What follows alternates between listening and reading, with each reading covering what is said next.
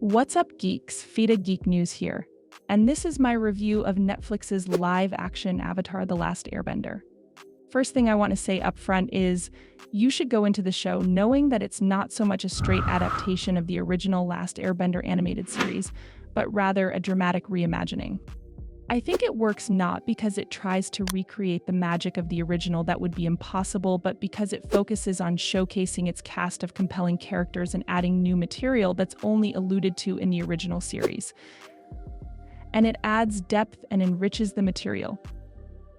Granted, this interpretation has its fair share of flaws, but it's a far cry from Night Shyamalan's disastrous 2010 spin on young hero Aang's mission to master air, fire, water, and earth and defeat the villainous Fire Lord. Those flaws include, but are not limited to, unconvincing special effects, clunky moments of exposition, and a rush to cover so much story in just 8 episodes.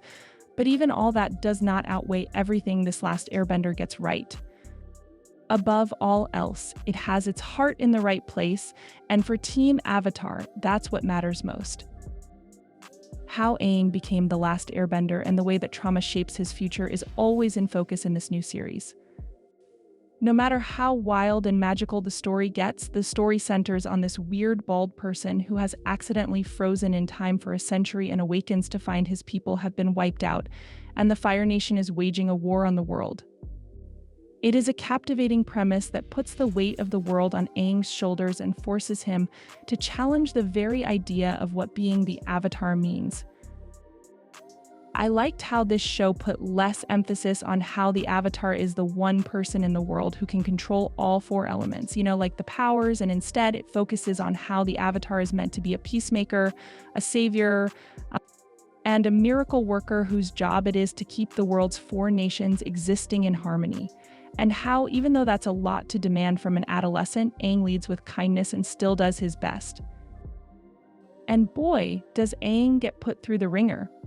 It's one thing to hear about the genocidal Fire Nation wiping a whole society off the map, but to see it dramatized Order 66 style not only shows how the world of Avatar: The Last Airbender fell into such a hopeless state, but helps us understand what exactly and who exactly Aang has lost. It's all part of a world that is lovingly brought to life, from its grand cities down to its quirky hybrid animals. However, in making the transition to live action, much of the silliness and whimsy of the original are traded for a tone that's more grounded, more mature, and more violent. But it's not just done for edginess' sake. The slightly darker vibe works in service of the story because it makes Aang's unwavering compassion and anti-war philosophy shine all the brighter. As the core trio of the show, Katara and Sokka, played respectively by Gordon Cormier, Kia Wentio, and Ian Ousley, make for a solid group of young actors who faithfully capture the spirit of Team Avatar. Gordon Cormier looks and acts like the Blue Fairy turned a 2D sketch of Aang into a real boy. It's uncanny. And let me say, it is impressive for a 12-year-old actor to be the lead of a major show like this.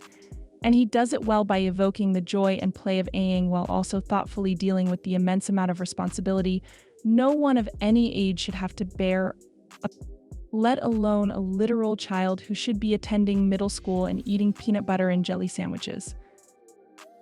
Sokka is by far the funniest character, which is right on the money, and his humor goes a long way to lighten the mood and voice the thoughts of the audience when weird stuff happens, as it often does in this world. His sister Katara is more hit and miss. Sometimes she's really moving and inspiring as the beating heart of the team, and at other times the performance falls a bit flat for me at least. Still, watching these 3 characters form bonds of friendship and learn to work together as a team makes for some of the show's most enjoyable moments. There goes the savior of the world. So, as the Avatar, Aang learns to command the elements with tremendous power, but it's his kind heart that gives him his strength, and it's to Cormier's credit that he makes Aang impossible not to root for. It's of special note how well the choreography captures Aang's unique way of moving, like how he excitedly bounces around and casually flutters up into the sky on a whim, like an airbender should. It all makes for a visual spectacle that, while not quite as polished as its animated counterpart, still manages to awe. The same cannot be said for the rest of the bending action, which is a mixed bag. Waterbending, in particular, often looks pretty fake, and firebending sometimes lacks the oomph you'd expect from something so inherently dramatic. Earthbending fares the best, perhaps because throwing rocks around is inherently believable, but even there, the effects can be hit or miss. The choreography of the bending battles tries its best to capture the fluidity and grace of the animated series, but the CGI often fails to keep up, leading to some awkward moments. But where the effects falter, the storytelling strides forward. The world of Avatar is rich with lore, and this adaptation does a commendable job of exploring the nuances of its politics, the history of its conflicts, and the personal backstories of its characters. For instance, Zuko's quest for redemption and his complex relationship with his father and uncle are given ample screen time, deepening our understanding of his character and the forces that drive him. The show also introduces new material that expands on the world in interesting ways, like delving into the origins of the Fire Nation's aggression and the spiritual aspects of bending. One of the show's strongest aspects is its willingness to tackle themes of colonialism, environmentalism, and the costs of war head-on. These were present in the animated series, but the live-action adaptation delves into them with a maturity that adds layers of complexity to the narrative. It's a delicate balancing act, maintaining the whimsical spirit of the original while addressing these heavier themes, but for the most part, the show manages to do both.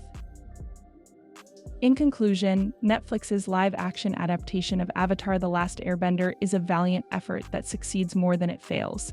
While it might not capture the full magic of the original animated series, it brings its world and characters to life in a new way that's worth watching. The show's heart, its commitment to its themes, and its exploration of its characters make it a worthy addition to the Avatar universe.